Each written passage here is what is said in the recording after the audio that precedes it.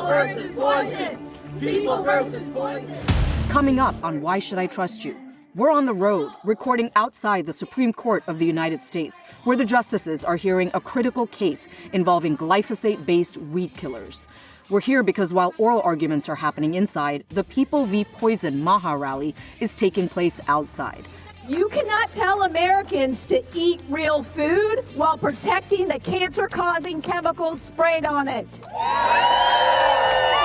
Fighting glyphosate is one of the movement's defining issues, one that its leader, Robert F. Kennedy Jr., spent years fighting to ban. Today, we spoke with Republican Thomas Massie, Democrat Cory Booker, major MAHA influencer Alex Clark, and many more who were here, traveling from as far away as California to be here to protest Monsanto. This is a very important case, and with so much in our divided world today, the stakes depend on who you ask. And beyond the case at the Supreme Court, today is the day that MAHA and MAGA have a spotlight put on their rift, on an issue that is dividing both of their supporters. What is going to happen moving forward? Is this going to be the issue that breaks the alliance? Or can they work past it and move forward? Let's get started.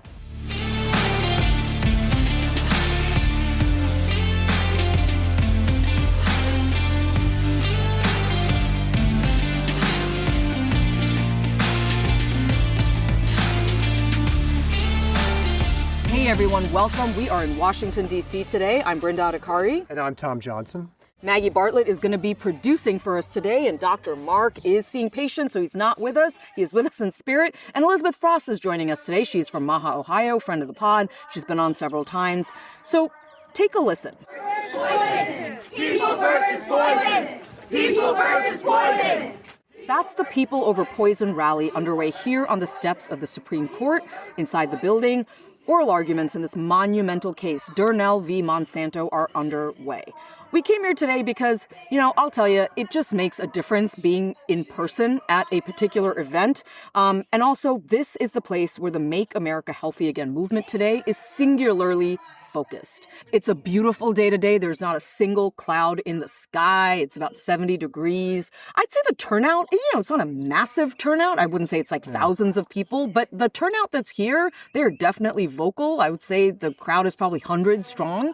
And there are some big names here, Tom. And shortly, we are going to play some interviews from, folks like Republican Congressman Thomas Massie, Del Bigtree, who is a major voice inside the movement, MAHA movement, Alex Clark, Cory Booker. It's an A-list of folks here. But Tom, bring us up to speed on this case and how a pesticide has landed here in the Supreme Court today. Yeah. So, glyphosate is the world's most widely used herbicide. It's a weed killer, and it's the active ingredient in Roundup, which is made by Monsanto. Monsanto is now owned by Bayer. So sometimes you hear people talk about Monsanto, they talk about Bayer, Monsanto, it's all one. American farmers use an estimated 280 million pounds of glyphosate a year, especially corn, soybeans. It kills the weeds without killing the crop. American farmers depend on this to bring food to market. The EPA says glyphosate is, quote, not likely to be carcinogenic to humans. And there are, quote, no risks of concern to human health when glyphosate is used according to its label. The WHO's Cancer Research Agency sees it differently, and this is the International Agency for Research on Cancer, IARC, and they classify it as, quote, probably carcinogenic, while noting that evidence in humans is limited. Critically, the EPA didn't just ignore the WHO's findings, it reviewed the same evidence, additional studies, and still concluded that glyphosate does not pose a cancer risk. So two major scientific bodies, the same evidence, yet they arrive at seemingly different conclusions. Adding to the controversy, last December, a major scientific journal retracted a decades-old study long cited in the defense of glyphosate safety, not over new science, but after evidence emerged of corporate involvement in the research and the report. For their part, the company said in a statement to the Wall Street Journal, the fact is, no health regulator anywhere in the world has ever found glyphosate to pose a threat to human health, that the EPA, the European Union, quote, have repeatedly found that glyphosate products can be used safely according to the product label and its directions. Okay, so think about that for a second. MAHA, the movement that was started by Robert F. Kennedy Jr., the folks who were really upset during the pandemic about, public health and their response. MAHA is arguing that the WHO is the trusted source here. Yeah. The same WHO the movement blasted during the pandemic. And the Trump administration, which has dismantled federal regulations with glee, is arguing they want the EPA's rules, that they need the EPA's rules. That's right. It's strange bedfellows. Up is down, down is up. Kennedy, who made his career fighting Monsanto, is not here. Other members of MAHA are here. We've got Democrats rallying the crowd. Cory Booker here. I don't know what's happening. Exactly. But anyway, that scientific dispute has fueled tens of thousands of lawsuits against the company, and many revolve around the warning label on the product. So the EPA approved that label and has not required a cancer warning to be included, but many state juries have disagreed, and it's cost the company billions of dollars in damages. Many states have these failure to warn laws where you can hold a company liable if a jury's convinced they didn't warn of a danger. One of those cases was John Darnell of Missouri. He developed lymphoma, a kind of blood cancer. He sued in 2019, won a $1.25 million award from a jury, and his case is what's in front of the Supreme Court right now. So the essence of this case, the justices are being asked to decide if the EPA's decision about the warning labels on this product take precedence over what a state jury believes should be on it. The law the justices will be poring over to decide this case is the Federal Insecticide, Fungicide, and Rodenticide Act. And Whoa. It says that states, quote, shall not impose any requirements for labeling or packaging in addition to or different from those required under federal law. Bayer Monsanto argues the EPA reviewed the research, said no cancer warning was needed, the company used the label as it was told to use, and the law makes it clear that a state court can't hold the company liable for following the EPA's label requirements. Darnell's side sees it differently. Their argument is that both the federal and state law require honest, adequate warning labels. And it's true the EPA gets to decide what's on the label, but a jury can decide whether that label adequately represented the risk to the people who use the product. So the Trump administration, as we've talked about a lot, has sided with Monsanto in this case. And they are warning that if a state jury can take precedence over a national standard set for all states by the EPA, then it would lead to a, quote, state-by-state cacophony. Keep in mind, we're recording in a park. There is a dog barking at us. It's a really little dog. Of course, the president also signed that executive order declaring glyphosate production critical to national security.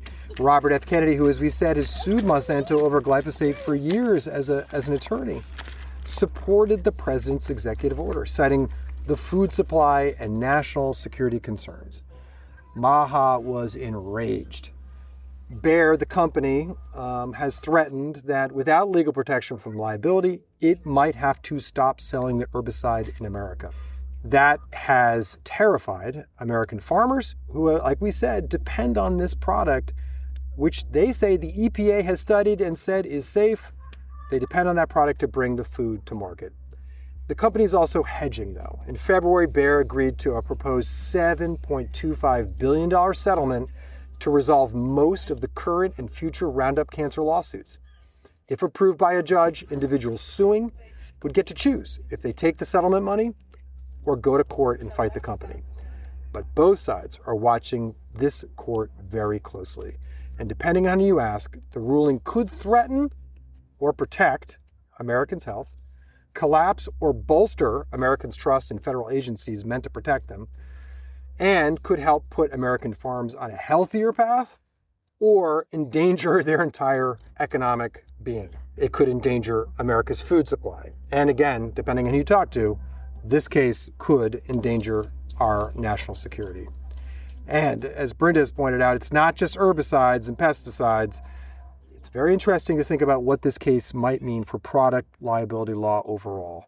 If Monsanto loses, could that open the door for state juries to hold any company accountable, even when they follow federal rules? Okay, so now you get why we are here. And when we come right back, you're going to hear from many voices that we've been speaking to for the last few hours. You're going to hear from Elizabeth Frost, who is our dear friend from MAHA, Ohio.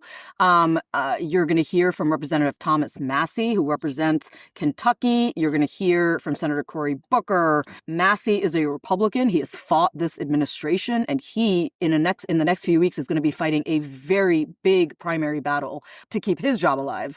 Cory Booker, a Democratic senator from New Jersey. Interesting to see so many Democrats out here today. And Bigtree, who is the founder of the Informed Consent Action Network.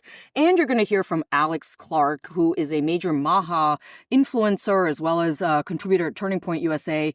She kind of gives us the scoop of that meeting that a lot of you may have heard about between MAHA and MAGA that took place inside the White House. So coming up next, we're going to have all of that.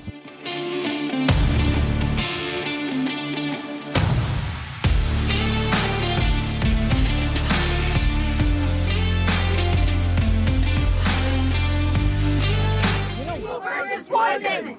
People versus poison! People versus poison! People versus poison! We are a bipartisan movement to protest the poisoning carried out against all of us by these chemical corporations. And in the shadow of this court, we say justice belongs to the people, not to the corporations. So we want to tell you a little bit about kind of how this episode is going to go. We're here mainly to kind of like absorb the sights and sounds of this event. We hope to talk to just regular rally goers to kind of find out why they're here, why this issue matters so much to them. We just ran into somebody who came here all the way from California. We want to find out why people are driving such long distances to be here, so you can get a bit more of an understanding of why this case is bringing people out today. You know, one kind of observation that I had was like so there's supposed to be a lot of speakers that are coming, big names in MAHA. Also, Congress people are supposed to be here, from Thomas Massie to Shelley Pingree to even former Congressman Tim Ryan is supposed to make an appearance. You're going to see people like Bigtree and Kelly Ryerson and a lot of folks from the MAHA movement. But the one person you're probably not going to see here is going to be Robert F. Kennedy Jr. That's right. And there's something so weird and ironic about the fact that the guy who was arguably the biggest fighter against Monsanto is not going to be here fighting Monsanto. Tom, I can't help but notice that. That's incredible, and it's emblematic of the bond or the relationship between MAHA and this administration. And you have Kennedy, who's part of the administration now, and he came out and he had to support, or let me say that again, he came out and supported the executive order that the president signed. That's right. Saying, I defer to this White House and to this president when it comes to matters of national security. Because the White House is saying, if we don't have access to this weed killer, our farmers will take a huge hit. Our food supply will take a huge hit. Our economy will take a huge hit. And without a vibrant food supply, it's a national security issue. Right. So Kennedy said, I defer. And I see this as a national security issue too.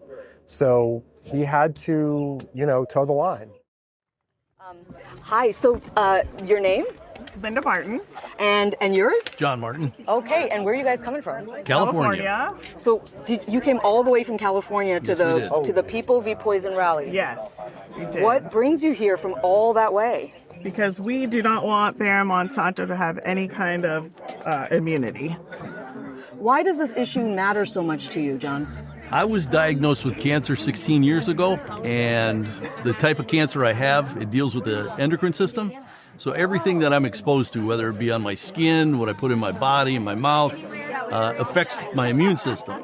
So one of those things is glyphosate, and unfortunately it's in everything that we're exposed to, so we need to get rid of this stuff and get rid of it forever. Did you file a lawsuit against them? We have not. What are you hoping that to get out of being here today? We hope that the Supreme Court comes to their senses and makes the decision not to give Bayer or Monsanto liability protection. What if they do? Like, what would you feel? Disappointed. frustrated, betrayed. You know, why in the European nations this is not allowed? Why is it allowed here in the United States of America? These companies can make these products over there, you know, the grains, all of the food products that don't have glyphosate. The companies that produce those products can do it for the Europeans, but they don't do it for here. Why? Are we less? Are we not as important? Y'all are Kennedy supporters? Yes. What went through your mind? You know, he, as a lawyer, won a massive lawsuit against Monsanto, over $200 million for the groundskeeper. What goes through your mind when you hear him coming out to support President Trump's executive order boosting production of glyphosate? We were shocked, mad, frustrated, and we're like, well, how is both things can't be true? You know, either you're for this or you're against it. There's no middle ground. Why would he do that? Yeah. That's my question. Why? Betrayal. We love him. You know, we love what he was doing prior to even, getting on the cabinet. You know, he was out there. He's fighting for the people, clean waters, and what happened? So yeah, there's frustration for sure. You know her as the food babe. She's a New York Times best-selling author, food activist, and founder of Food Babe and Truvani. Please join me in welcoming my friend Vani Hari. Right now, inside that building, Monsanto Bayer will be arguing for the right to poison us and not be held accountable. Let me say that again. They want to give us cancer and get away with it. We are here to make sure that does not happen. You cannot tell Americans to eat real food while protecting the cancer-causing chemicals sprayed on it. Let's be honest. We wouldn't be here right now if President Trump didn't sign that executive order. We wouldn't be here right now if they weren't inside this building arguing on Monsanto's behalf. We wouldn't be here right now if they didn't submit that amicus brief and that recommendation to the Supreme Court to look at this case when they've lost all over this country. You cannot stand with families and do that. They made this their moment, now we make it ours. People versus poison! People versus poison! People versus poison! Except to Donald Trump, who has done some great things for MAHA, you got this one wrong. And in your words, I'm going to say, we are going to fight, fight, fight, fight, fight! Stop the poison now! Stop the poison now! Are you good? So we are here with Representative Thomas Massie, who is a Republican from Kentucky. Yes. Thomas Massie, why are you here today? Because Americans are under attack by a German company on 4 fronts: the legislative branch, the executive branch, and the judicial branch, and the legislative branch at the states. And I'm standing in the legislative branch here in Washington, D.C. by introducing legislation to ban the immunity that they're trying to grant here in the Supreme Court for glyphosate.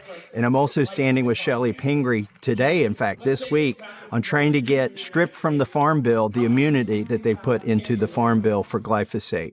What happens if the case doesn't go your way? What's at stake? We obviously know that the case against Monsanto and glyphosate is at stake, but is there something larger as far as federal and states' rights? It would be a horrible precedent.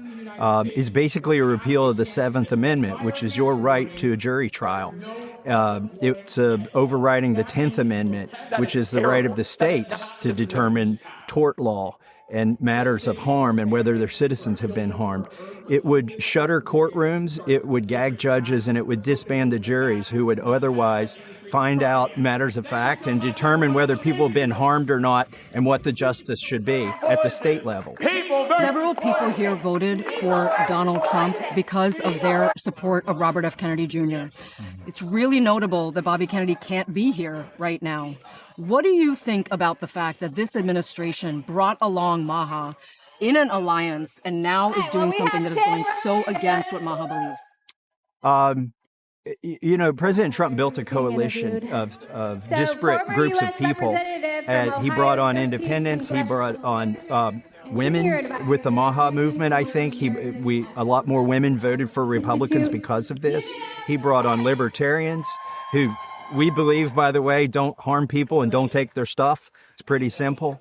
And I think this does fracture that coalition. And I think it's going to jeopardize Republicans' majority in the House, frankly, because I'm not saying that people will vote for the other party because of this, but they'll leave the coalition and they just won't vote. They might not show up. Why would MAHA show up in the midterms for Republicans if we lay down on all four fronts, legislative at the state, legislative federally, at the courts, and also in the executive branch? So the real politic here, which I know you live in the real politic, is that if you were able to move this bill forward that you introduced, stripping pesticide makers of liability shields, it would have to go and be signed into law by the president. Mm-hmm. He's indicating and fighting in this building right here, this court, that there should be protection, that the EPA should be the standard. What is your message to MAHA when it comes to the White House in this fight? Well, a few months ago, I observed both parties or both chambers of Congress and the president do a 180-degree turn based on public pressure. We held a rally just like this for the victims of Jeffrey Epstein and his co-conspirators. And what the president initially said would be a hostile act to support my bill to release the Epstein files, he turned around and signed that bill. And it wasn't because I'm particularly persuasive. It's because of the people showed up all across the country and applied pressure. And that's how you win here, too. Rep. Massie, what is your message to farmers who may be looking at this today and getting really concerned that an important tool is something that you don't support that could help them at a time when 15,000 farmers last year went bankrupt, at a time when the price of fertilizer is so high? Or is this saying that we don't support America's farmers? No, it's not saying that at all. In fact, what they're deciding here today is whether farmers can get justice if they've been harmed, what the label should say, whether states who've discovered that it could cause cancer, whether the states can inform the farmers of that. We're not saying take away that tool that they use, but we're also saying, look, is it appropriate in every use? For instance, they spray poison, glyphosate, on ripe wheat right before they harvest it. It's not to kill the weeds. They're killing the food, the plants that have grown the food, and getting residue on the wheat, and then that gets into the food supply. And, what I hear the manufacturers of glyphosate say, or rather their lobbyists here, is, we only do that in 3% of the fields where wheat is grown. Well, if that's the case, then that's only jeopardizing 3% of the wheat, not 100% of the wheat. And in fact, it's really a way to save money. Is what they're talking about. They're trying to dry the wheat before they harvest it and dry it with energy. You don't believe the company will pull out of the U.S. market and stop selling this glyphosate-based pesticides here in America? I don't think so. And if they did, if it causes cancer and they lose over and over and over in every courtroom, maybe they should pull out. Maybe there are other alternatives to it, or maybe just update the damn label. Say what it is so that people can be informed and wear the appropriate protection when they administer the product. They might be a little more careful in the application of it, wearing respirators and whatnot, instead of being told a lie that you could drink it and be just fine. But bottom line, you feel like the release of the Epstein files, this administration's out of touch with where the American public is on pesticides and liability shields. Not just this administration, all of Washington, D.C., and both parties. We say that President Trump, when he brought on the MAHA movement and some independents and Democrats and libertarians, that was the unity party. When he brought in Tulsi Gabbard and Bobby Kennedy into the administration, that was the unity party. What we're up against is the uniparty, which is regardless of who's in charge, these are the things that happen. Final question from our podcast. Are you sensing an opportunity for a new type of politics and coalition that is not Republican or Democrat in this moment? Well, I'm about to decide, Kentucky's about to decide that in 22 days in my election. You know, I vote with Republicans 90% of the time, and they're mad at me for the 10% where I stand with the people instead of with the party. And I may lose my election over things like the Epstein files, like standing up for farmers and victims of the glyphosate, for their right to have their day in court, for standing up for privacy, for standing up for fiscal responsibility. I have ticked off the deep state, I've ticked off Washington, D.C., and they're trying to get rid of me. So to answer your question, is there a new movement? We're going to find out in 22 days in Kentucky whether if they can take me out. There isn't. Thank you for joining us on Why Should I Trust You? Thank you. We have a special guest coming up. Cory Booker's in the house. U.S. Senator from New Jersey. And so today we fight on the steps of the Supreme Court. Tomorrow we take it to the Capitol. Then we take it to state houses all around this nation. I believe we shall overcome. I believe the people will win. I believe that the poisons in our system can be gotten rid of, and the people truly can one day have a food system that is free at last. Free at last. Senator Booker, what is your message to Secretary Robert F. Kennedy Jr. today? Start fighting for the things you told us you were going to stand up and fight for. And if the administration is going to do something as egregious as support Monsanto and Bayer and chemical companies over the people. If you're going to be a part of administration that's going to allow such poisoning to happen, to allow people to get sick and people to die, then be noble about it. If he resigned over this, he would rally a movement so big, he would be standing up for a principle bigger than a person. The problem we have right now... You're saying if Kennedy resigned over this. I'm saying this is worthy of resigning over. The President of the United States has chosen Monsanto and chemical companies over the people. What's happening here at the Supreme Court is literally deadly. And so we have to see who's going to stand with the people and who's going to stand with the people. Senator, you were calling back to civil rights. Do you see this fight in those terms? This is tragic, and it's happening all over our country, from our rural areas to our urban areas. This is a civil right to have a right to clean air, clean water. Thank you to everybody who has been joining that fight. They have the money, but we have the people, and we can win. So joining us now is Alex Clark, who's the host of Culture Apothecary. She's a contributor with Turning Points USA and a MAHA influencer. So Alex, why are you here today? I'm here because I just feel like this is a completely nonpartisan cause, that if a manufacturer is creating a product that makes us sick, we should be able to sue. This is not a Democrat issue or a Republican issue. This is just a human issue. And I thought it was so beautiful today that we had people from all over the political spectrum, moderates, independents, Democrats, Republicans, all here on this common issue. I think for a lot of people who don't know a lot about MAHA, if today was day one, I think it'd be really interesting for them to learn about this movement, because this is a movement that, because of a lot of fans of Bobby Kennedy, decided to pull that lever for Donald Trump. And today, there was a lot of stuff said about Trump, and it was not positive. What do you want to say to people who are really disappointed in this administration right now? You know, I love President Trump. I voted for him 3 times. I'm a lifelong conservative. I work for Turning Point USA, and I know that people are upset on the pesticide issue and the perception that they have that this administration is holding water for pesticide companies. And so, you know, I brought this issue directly to the president and Susie Wiles and everybody in the administration recently. A week and a half or so ago, we had a MAHA roundtable meeting. Yes, tell us about that meeting. Yeah, so when I was at the White House for the MAHA roundtable meeting, we did not hold back. We let the president and the administration know MAHA and voters are extremely unhappy with the perception that you guys are protecting or shielding Bayer. We did not mince words with that. I said we had the longest State of the Union in American history. We didn't mention MAHA once. That was a mistake. That this was a massive issue with these swing voters, that MAHA is a gift. It's not a guarantee for us as Republicans. So this coalition of voters is not Republican or necessarily Democrat. They're issue voters. So whoever takes on these issues, they're going to vote for them.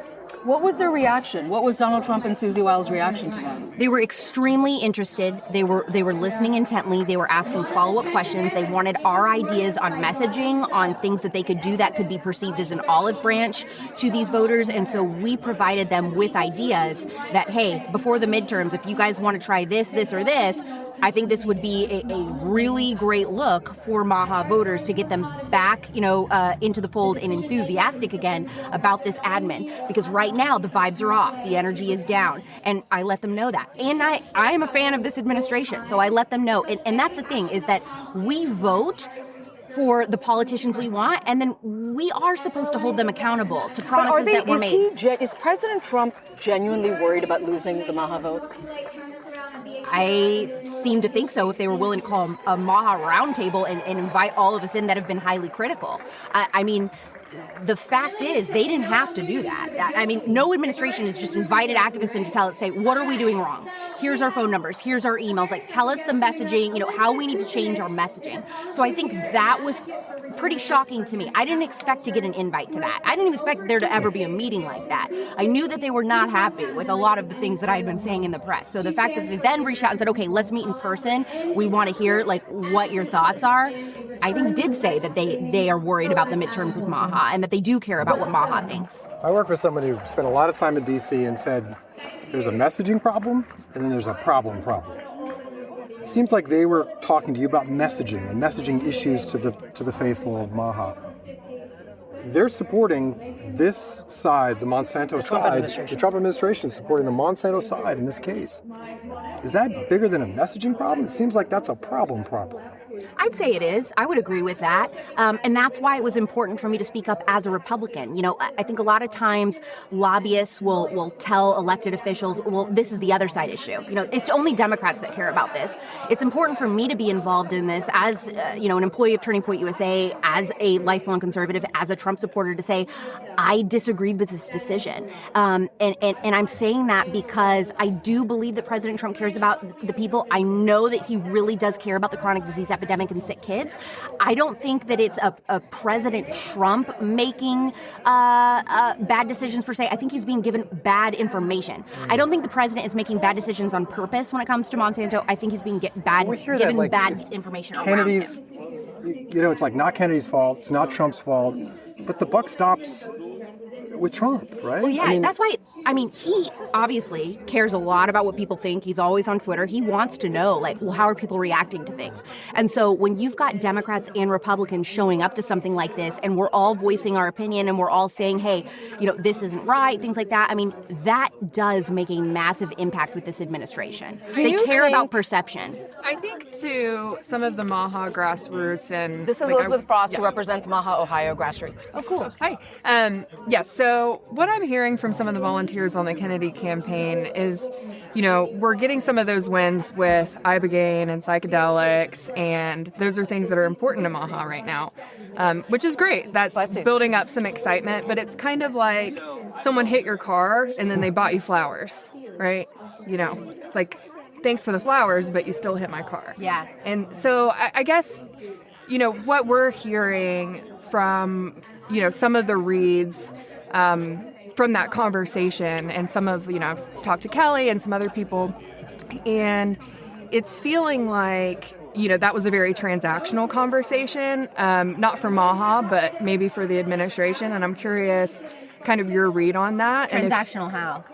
In the sense of, we would like the votes back. What can we do to get MAHA voters to show up in the midterms? Yeah, and we gave them some ideas I think MAHA would be psyched about for sure. Vani Hari, Kelly Ryerson, Courtney Swan, myself, and others worked on that. Yeah, Do you think that MAHA has a home in the Republican Party moving forward? That's up to the Republicans.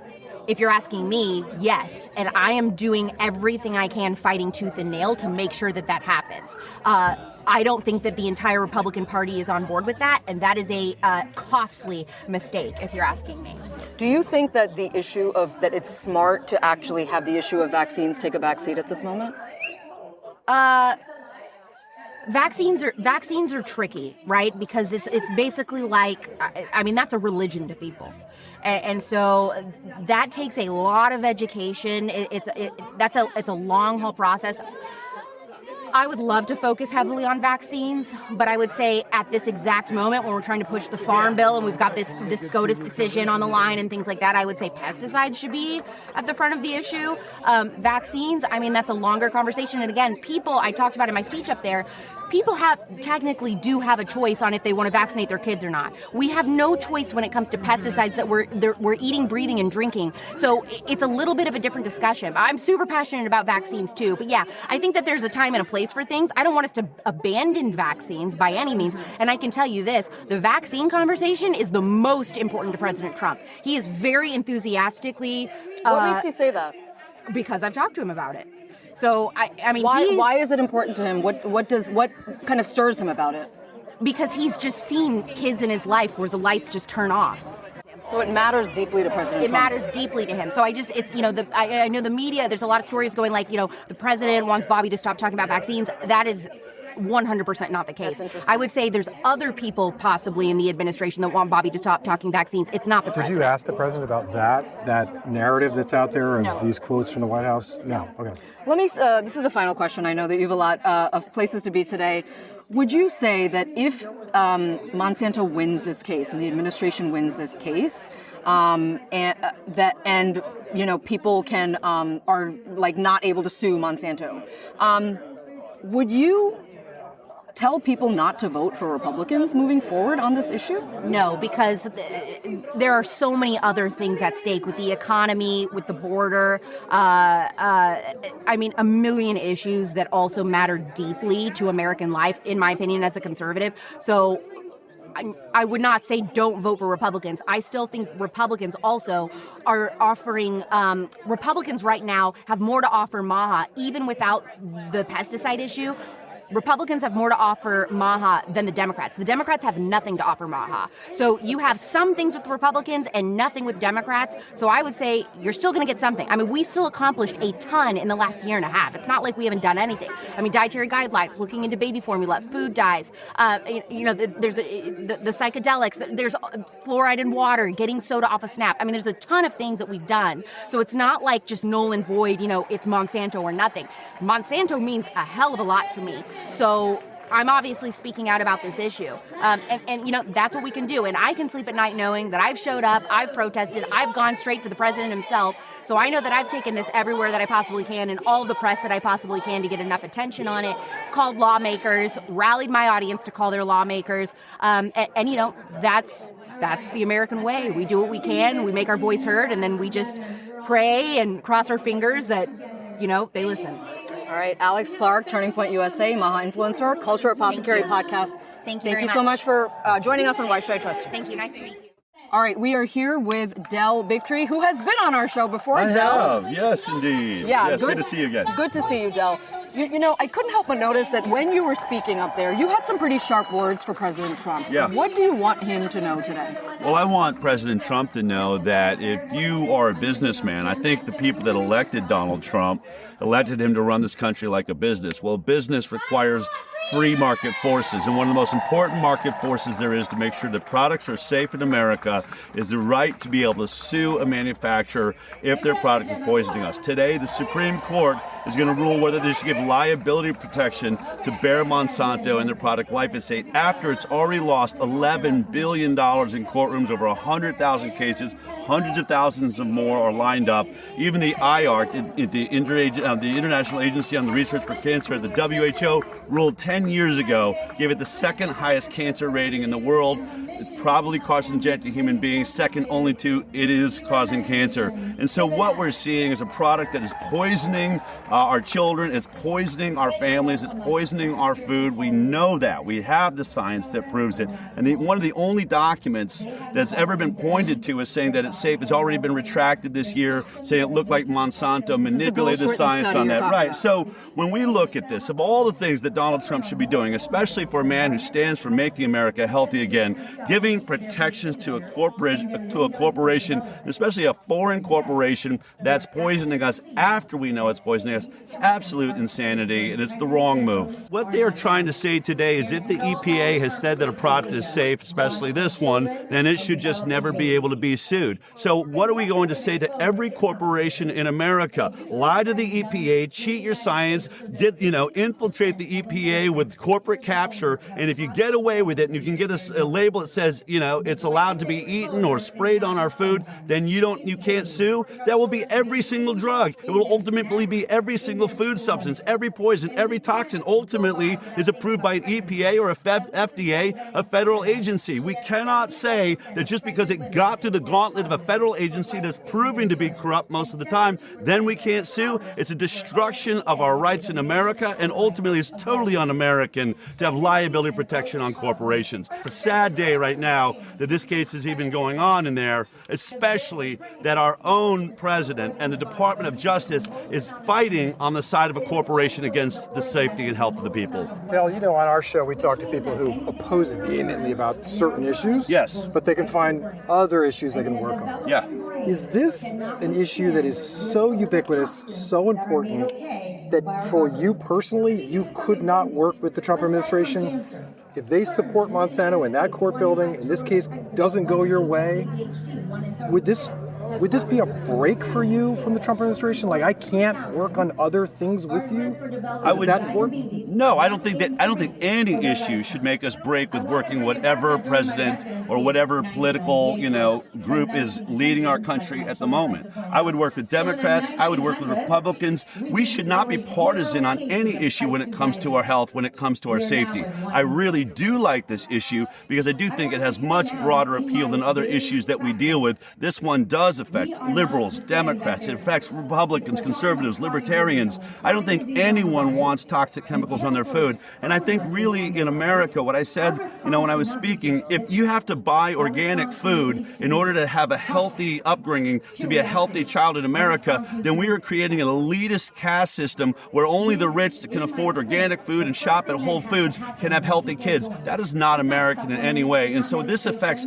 every socioeconomic status. It crosses all borders of race, religion, creed, and I think political affiliation. This is actually an issue that I think can pull this nation back together. We have been screaming at each other for far too long. I think our news agencies are making us yell and scream instead of actually sit down and have conversations. And ironically, those conversations should be happening at dinner tables where at the center of that table is food that is safe, healthy, and effectively nutritious for everyone at that table. This is a conversation we should all be having, and I think it's one that's going to pull us back together. Let me ask you about Bobby for a second. Sure. Is it, I can't help but notice that here you have a rally on the opening arguments day about glyphosate and Monsanto, and there is no Bobby Kennedy here. Yeah. And Bobby Kennedy had to support Trump's executive order on producing glyphosate. Chose to support it. He chose to support it.